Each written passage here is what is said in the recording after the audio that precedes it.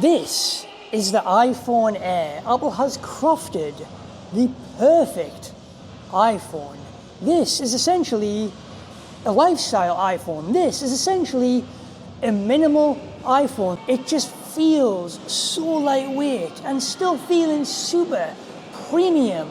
It feels like you're holding paper, and every time you pick it up, I am wowed each and every time. The craftsmanship, the overall design of this phone being so thin and lightweight while also still feeling so luxurious and premium because of its titanium design. This also feels so much better and luxurious compared to the iPhone 17 Pro Max. This is an iPhone that has both the hardware and software working in complete harmony with each other because of iOS 26 and the liquid glass design.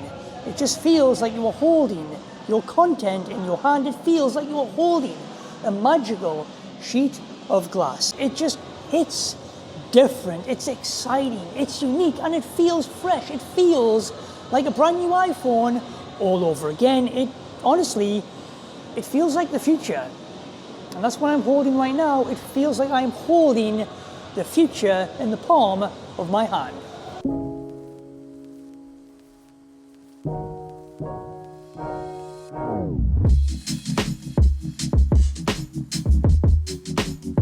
Design is not just how it looks like and feels like. Design is how it works. That is a quote from Steve Jobs. And this is the iPhone, I think, that Steve Jobs envisioned. This is essentially Steve Jobs' legacy because he always talked about thin and lightweight products instead of big and bulky. This is essentially Steve Jobs' legacy. Steve Jobs' dream for the iPhone, now a reality in 2025. This phone is all about the consumer using it, not a phone that's going to take over your life. With a really good camera at 26mm, 35mm with 1x, and 2x at 52mm, digitally zooming to 10x. It's impressive. With video recording in 4K, 60 frames per second, 26mm, 52mm, and a digital zoom of 6x.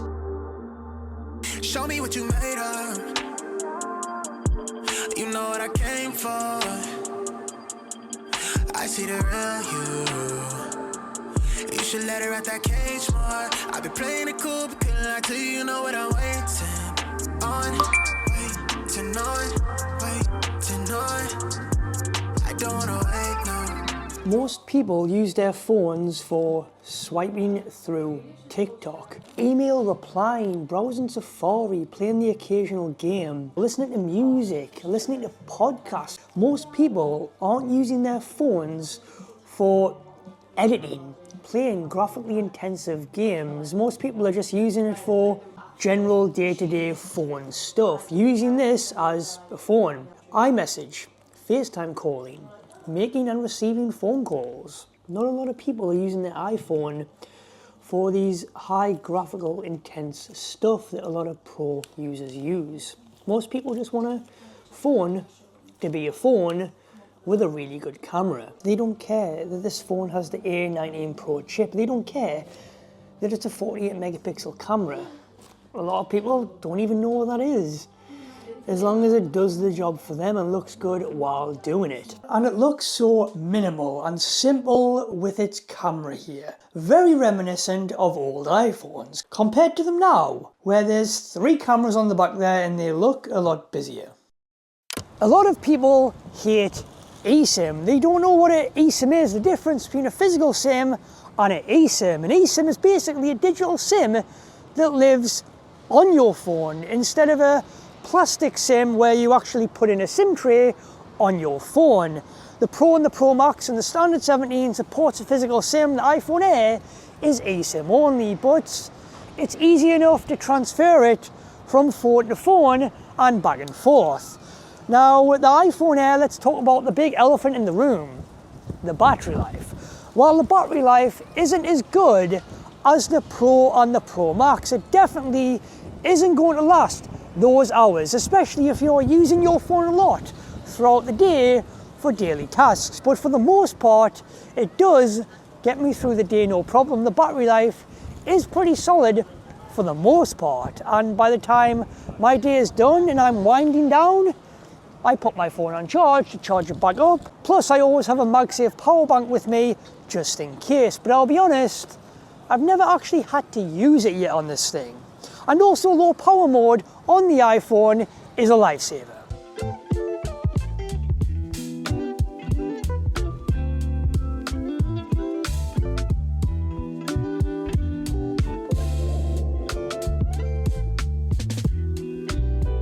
But if you do want an iPhone that does more, this will do all of that for you, because this has the same performance as the Pro iPhones, as the Pro and the Pro Max. It has the A19 Pro chip packed in here in such a thin and light form factor, which is incredible that it has a Pro chip in here, and it still has 120 Hz Pro motion display and a 48 megapixel camera. And while it is just one camera on the back here, it acts as multiple lenses. But most people won't care about that. Most people won't care about multiple cameras on their phone. Most people won't care about 120 Hz Pro motion display.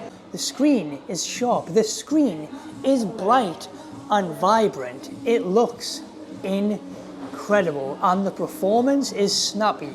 It's smooth. Just a quick note as well, this only has one single speaker on here at the top, but it still sounds pretty good. Yeah. Hey.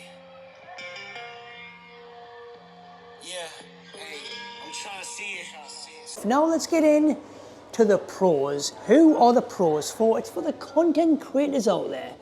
The pro users, the people that want an iPhone to do more, the people that want an iPhone to be more, the people that want an iPhone to have all of the bells and whistles attached. I have both the iPhone Air and the iPhone 17 Pro Max, and for my daily driver I use the iPhone 17 Pro Max over the iPhone Air because of those extra sprinklings of Pro features that I require. Especially for what I do here on YouTube, I shoot it all on the iPhone 17 Pro Max, so I need those three 48 megapixel cameras, and I rely on macro photography, and I rely on the ultra wide lens. But for most people, the iPhone Air will be enough to get by, but for me, I need the Pro Max for everything that I do day to day here on YouTube, which is a shame because I really do prefer the iPhone Air over the Pro Max. So it actually breaks my heart that I can't use this day to day. And another thing about the iPhone Air as well is that this coming in at 6.5 inches is actually bigger. It's got a bigger display on this thing. The Super Retina XDR display on the iPhone Air at 6.5 inches is actually still bigger than the standard iPhone 17 and the iPhone 17 Pro that are only 6.3 inches, and then the Pro Max. As much as I love the Pro Max because of its 6.9 size, I think because of how light and thin this is with still a big display on this thing, it's the perfect compromise. It is the perfect size for an iPhone.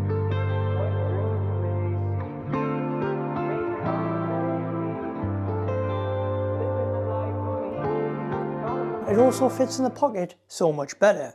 In summary, the iPhone Air is for those that want to make a statement. It's for those that want something new, fresh, and exciting. Like I said at the start, it's a lifestyle iPhone. It's something that makes a statement. It's a phone that will grab someone's attention right away and that someone will want to pick up to believe it. There's no doubt about it. This phone is in a league of its own. This is an iPhone unlike any other. It's Apple innovating all over again. This is Steve Jobs' legacy. And I think This is a glimpse into the future of what a foldable iPhone could be.